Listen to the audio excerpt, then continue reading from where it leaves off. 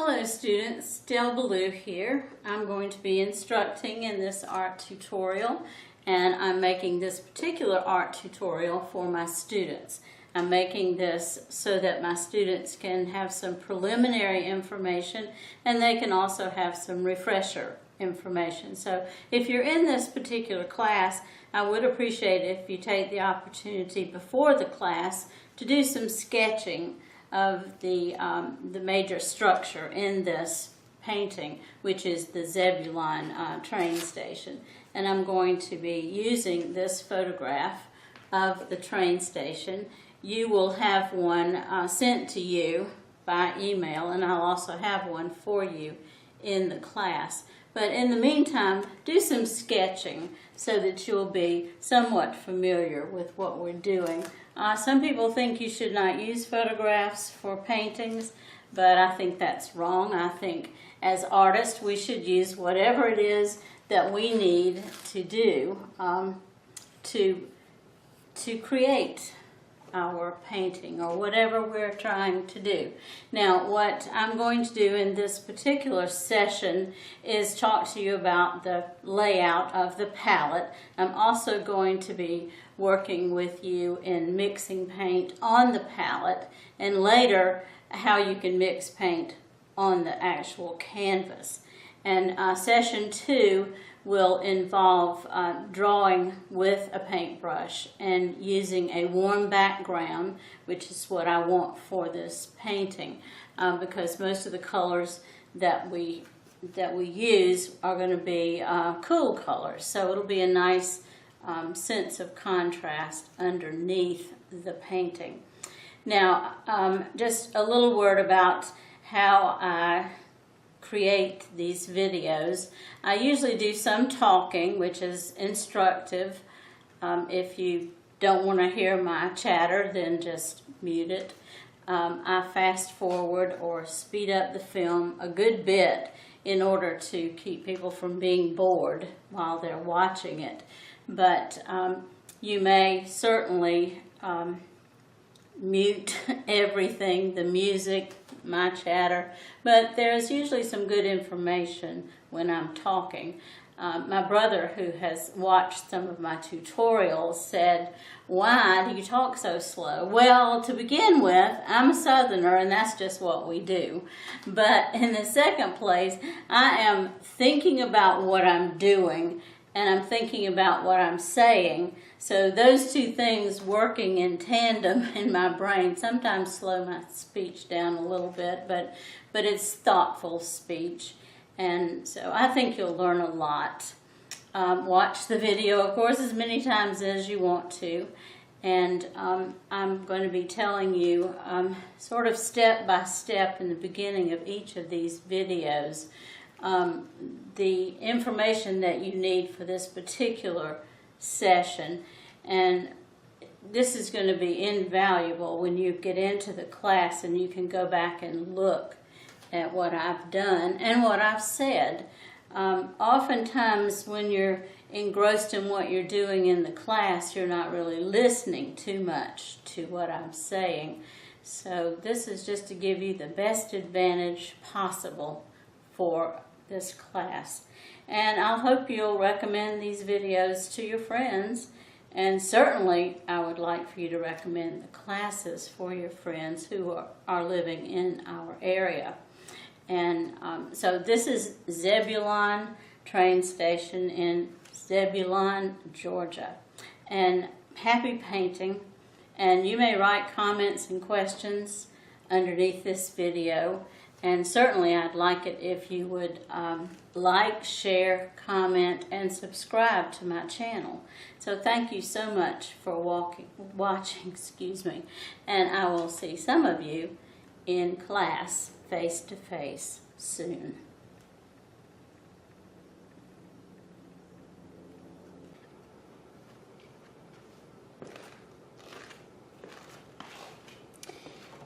Okay, let's talk about paint and the layout of the palette. I have this nice little, well, it's made by Masterson. Let me get the top.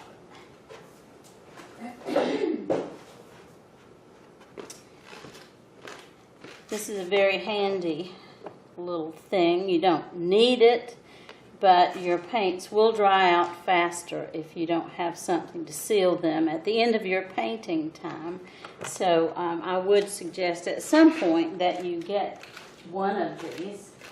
Now, these are the paints that I recommend. There are obviously other paints, and if you can see here, I have a variety of paints.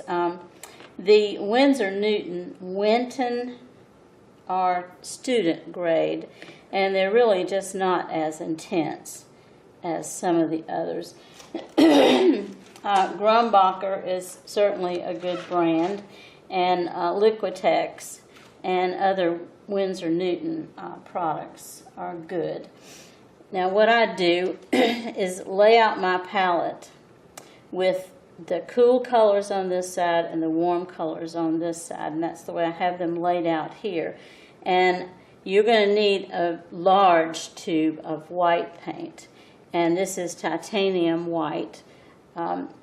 It also comes in zinc white, which I don't really like myself, but the titanium white works pretty well. So I'm going to lay these out for you, even show you how to squeeze them out of the tube. And while I'm thinking about it, you will need a little handy pair of pliers, because sometimes the caps get stuck.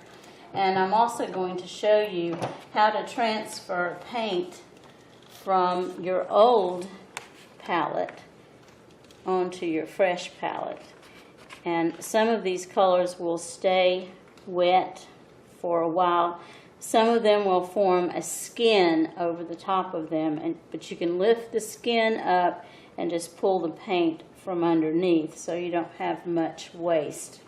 So let's get on with this. Let me tell you what these colors are. Besides the white, which you need a large tube, you will need cadmium yellow light, cadmium yellow medium, cadmium red light, and cadmium red medium. And this is alizarin crimson. And these are your warm colors. And your cool colors are going to be Prussian blue. Some people use ultramarine blue for a dark blue, but this has just been my standard, so I continue to use it. Cobalt blue and Viridian green. I will have all of these on the supply list, which I will be sending to you. In addition, I'll post them on this link as well. Okay, it's fairly important that you learn how to put your paint on the palette and then how to mix your colors, not just in terms of mixing red and greens, etc., but in blending your colors on your canvas. Now right away I have a tube that's difficult to open.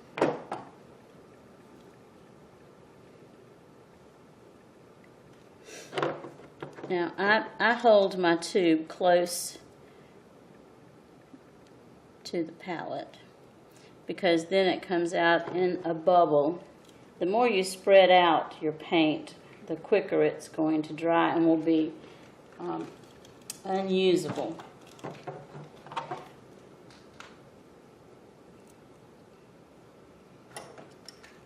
Well, I guess all of my tubes are going to need some help. This is the cobalt blue.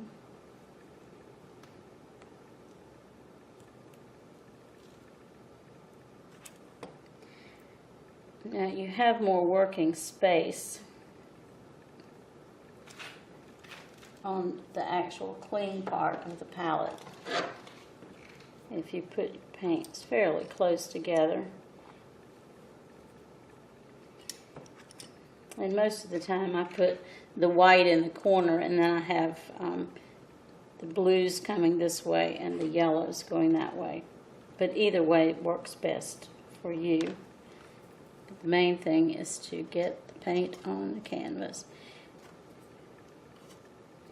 You'll see that Viridian green has a lot of oil that has separated, and that's okay unless you have a lot of oil that's separating. Then you might have an issue that you need to deal with.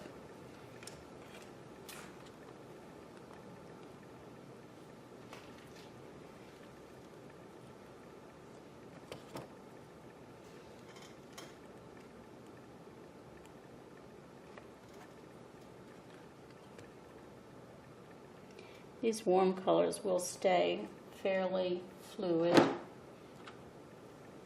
for a while, even if they're not covered up.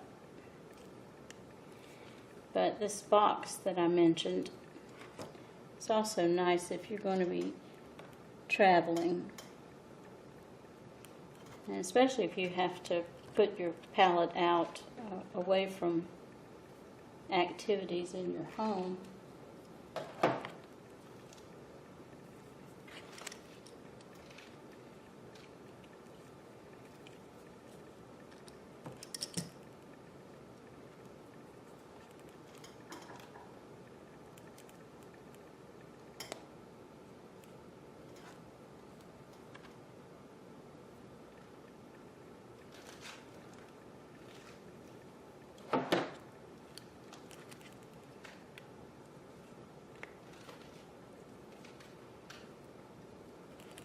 I also recommend that you get a palette knife. Just a cheap plastic one will do for mixing your colors on the palette. And the reason for that is if you reach your brush into the paint and you have paint on your brush, you're going to mess up the paint that you're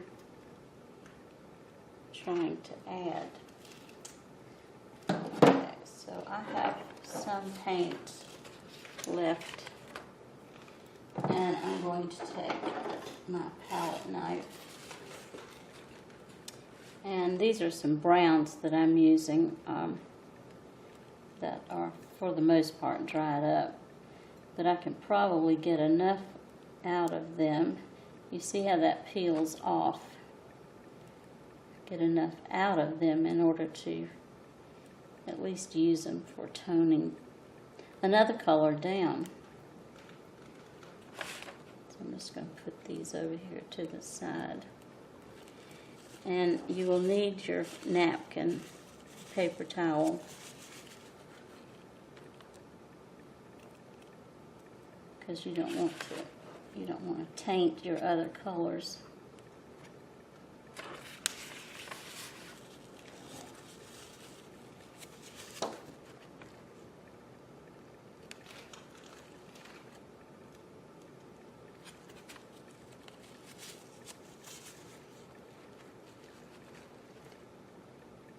You notice this alizarin crimson is still very creamy.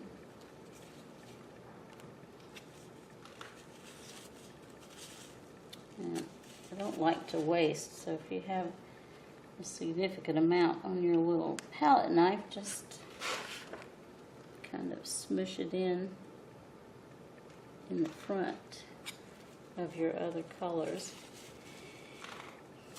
And I will tell you that every artist has a little different take on the things I'm telling you. Different people have different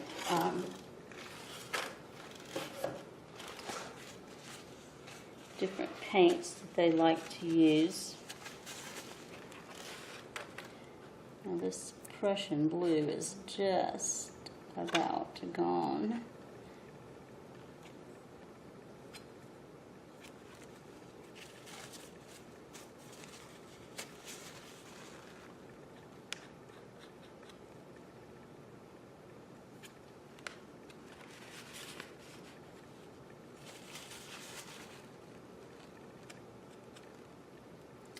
And this is some Payne's Gray that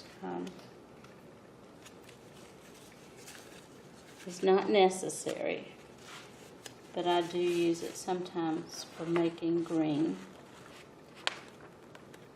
I think my Viridian is just about finished. And this can be a very messy process, so you have to kind of learn how to maneuver things. And I think I have enough white here to last through this session.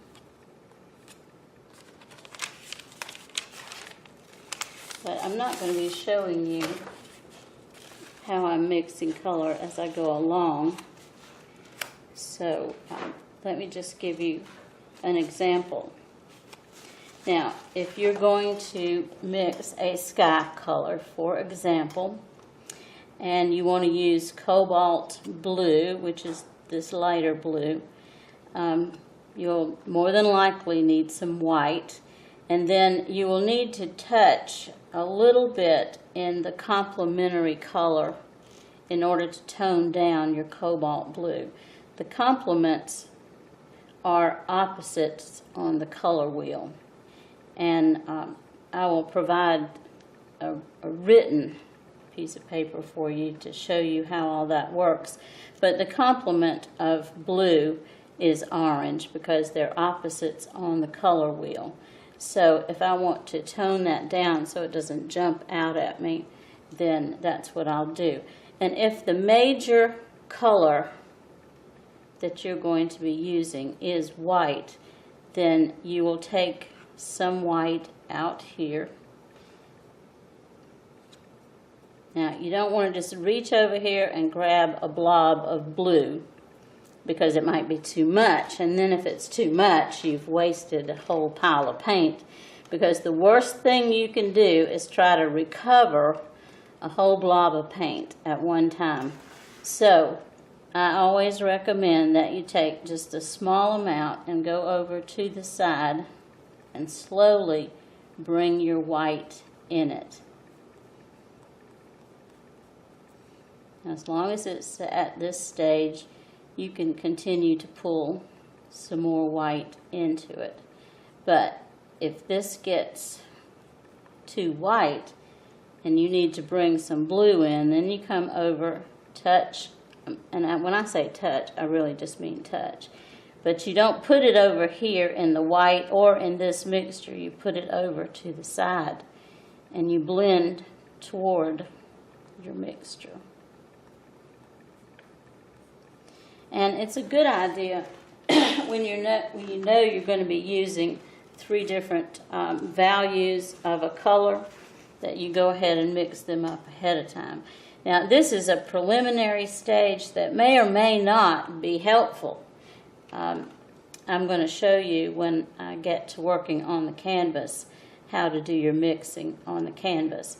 But before I ever touch a brush to anything, I start this way, so I at least know which colors I want to use.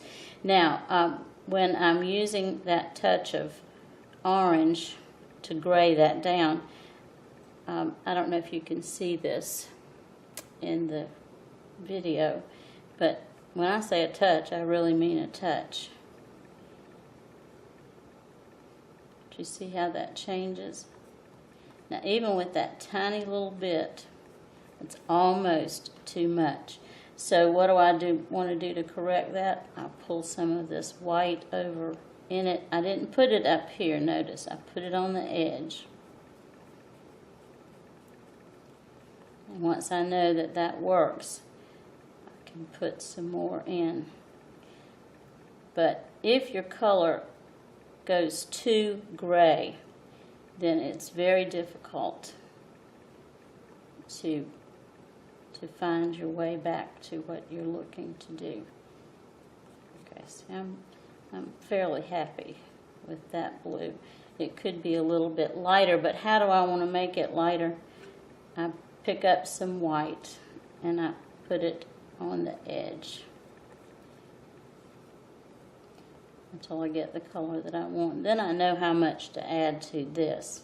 But once you start putting your brush in this mixture and then putting it on the canvas, especially if you're using a medium to thin your paint, then you're going to see why it's necessary not to mix big blobs of paint until you're sure exactly what you want to do. Then once you get it on the canvas, if the color is too blue, for example, you can add that touch of cadmium red medium, which is not actually orange, but it works for orange for now. You can add it to your canvas mixture, as long as it's still wet, of course. But that's just a little dialogue about mixing color and laying out your palette. This is a fairly standard palette. It's fairly standard in that it's one that most people use, most artists use. So let's get on with our mixture for the background for our painting. I'm going to be using a gold, and in this case I can actually work with my white, and I'm going to use a little bit of this cadmium yellow medium, and I'm going to tone it down somewhat with a little bit of alizarin crimson, and that's what that is. And you see, that came in handy. I didn't have to wipe it off and throw it away. And that looks like it's going to be a good color for my wash. Now my wash is going to consist of turpentine. I'll be using liquid medium, which is this little guy right here. I'll be using this to thin my paints down as I'm working on the actual product. But for right now, I'm just interested in tinting that canvas, and so I'm going to begin there. So that's the next step.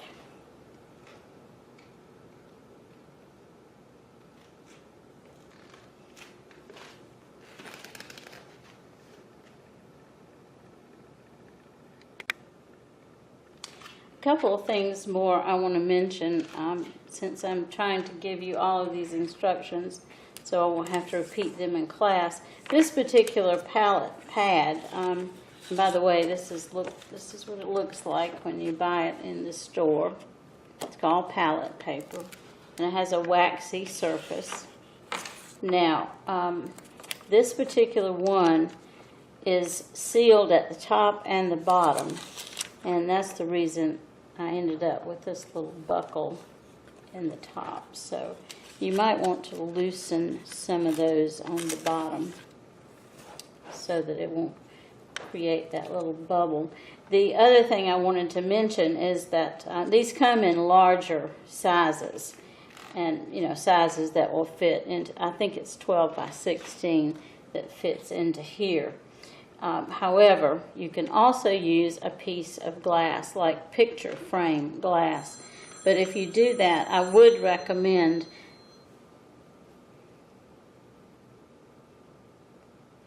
that you cover the edges. Sorry about that phone. Cover the edges in masking tape.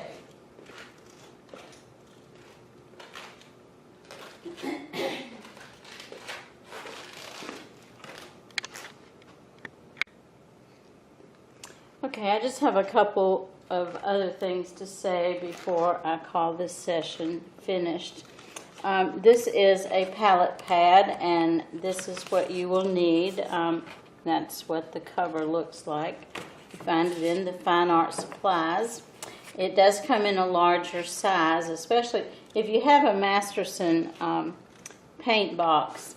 You will probably want to get a larger pad. And I'm not sure why I got a smaller one, but they are now making these so that they are attached at both ends, and that's the reason I have this little bulky thing going here. So you might want to consider disconnecting them. Now, you may use a glass, like regular picture frame glass, to mix your paint on. And if you do that, you will need to cover it around the edges so you won't cut yourself. And I just use regular masking tape, and that works very well. Glass actually works better in many cases than most anything because of the fact that you can scrape it and clean it off completely and reuse it. But keep in mind the size glass you need for the container that you're going to be keeping it in. So that's about all I have to say about the practical issues involved with your palette mixing paint, and I'll be talking about other things as we go along. And so I hope this is helpful. If you have any questions, be sure to write them in the comments below, or you can email me, and you can go to my website www.delbaloo.com and send me an email from there. Or those of you who are in my class can simply call me on the phone. I'll be available for that. So thank you very much for watching, and I'll be back.